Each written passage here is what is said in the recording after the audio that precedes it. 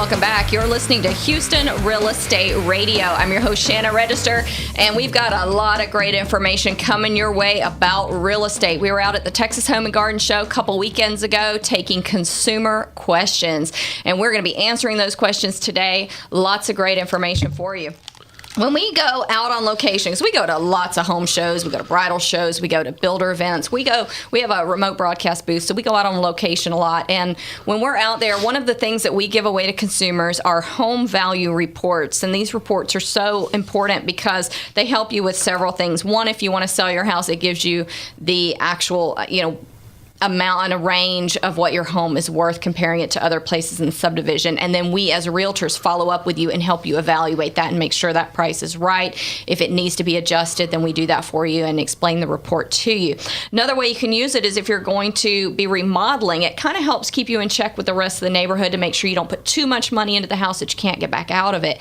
And if you're a buyer, it's a great report. If you know what house you're going to buy or what neighborhood you're going to be buying in, it's a great report to look at what is going on in that neighborhood. So lots of great information. If you ever see us out on location, we were actually at the Texans game last weekend doing a tailgate party. So if you ever see us out on location, get one of those reports. Lots of great information in those.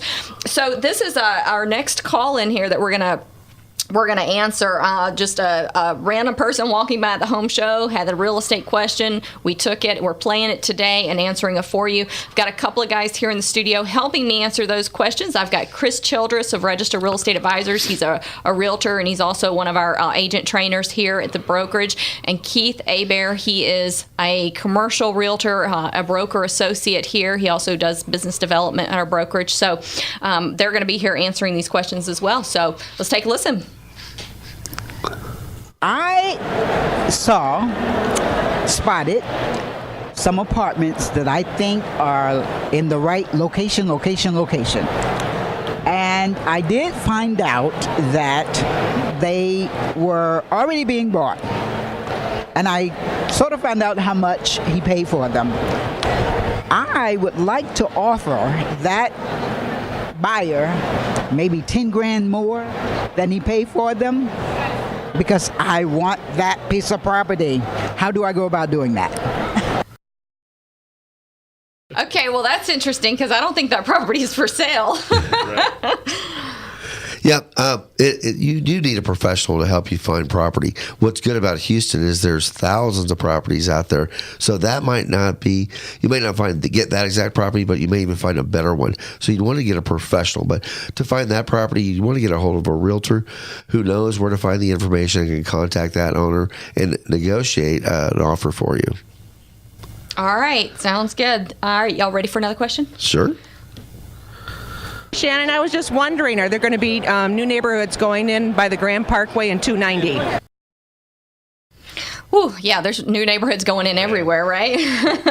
There are. Out of that area, it's definitely going to be an area where we have a lot of growth. You've got Fairfield, which is currently there at Mason and 290. It's expanding and trying to absorb some of that. It's probably going to be at capacity here pretty quick. But you've also got a ton of other developments. You've got the Bridgeland community over there, which is a sister. Huge. It's a sister of the Woodlands, right? Mm-hmm. So it's going to be something very comparable. And there's just several neighborhoods that we uncovered this morning that are growing up in that area, starting at $250 on up to close to $1 million. So lots of different price points. Let's hear what some of those neighborhoods are. Yeah, some of those neighborhoods you'd be looking at Stone Creek Ranch, Sydney Harbor, Canyon Lakes West, of course, Fairfield and Bridgeland. And Bridgeland's just going to be growing and growing and growing for the next 10, 15, maybe 20 years. I mean, it's a huge master plan community. And most consumers are going to need realtors up there because the pre-existing home sales, there's not very many of those for sale. You're going to be looking for a new home up in that area. Might have to do some new construction. Yes. All right. Hi, this is Maria joining Houston Real Estate Radio at the Texas Home and Garden Show. And I just had a question. I wanted to know, has anyone ever had an experience where they're closing on a house, but the seller wants to continue to live there for a few more days rent-free? Has that ever happened, Houston? Talk to me. I love her personality. She needs to be on the radio more often. Yeah, fun, right? That's a very common occurrence. Naturally, when you sell a house, you got to have time to make your moves. So more often than not, the seller will need to stay in the house for a few days. So there are specific documents that your real estate professional will provide for you when you're negotiating that contract. It's referred to as a temporary residential lease. Actually goes both ways. You can, if a buyer is buying, you can have the buyer's temporary residential lease, basically giving him the opportunity to maybe move in a little bit early.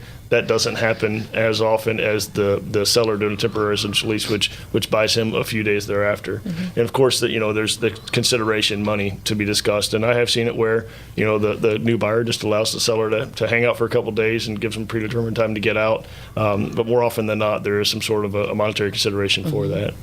Yeah, I would say for most buyers, they're going to want to take their monthly mortgage payment, divvy it up by the days in the month, and charge the seller per day. But sometimes the seller has done something extra for the buyer, left a refrigerator or something, kind of thrown something in, fixed some things that need to be fixed, repaired.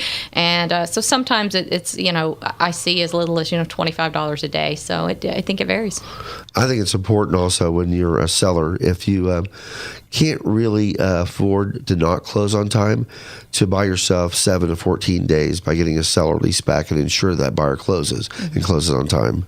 Yeah, that's something that, a couple of years ago even up to a year ago, when the mortgage, we were having so many problems with mortgages, we were encouraging the seller, stay a few days after the closing, pay the buyer to stay there a few days after the closing, just to make sure it closes. And because I just think the worst thing that can happen to the seller is the buyer falls through at the last minute and the seller's already moved out of the house.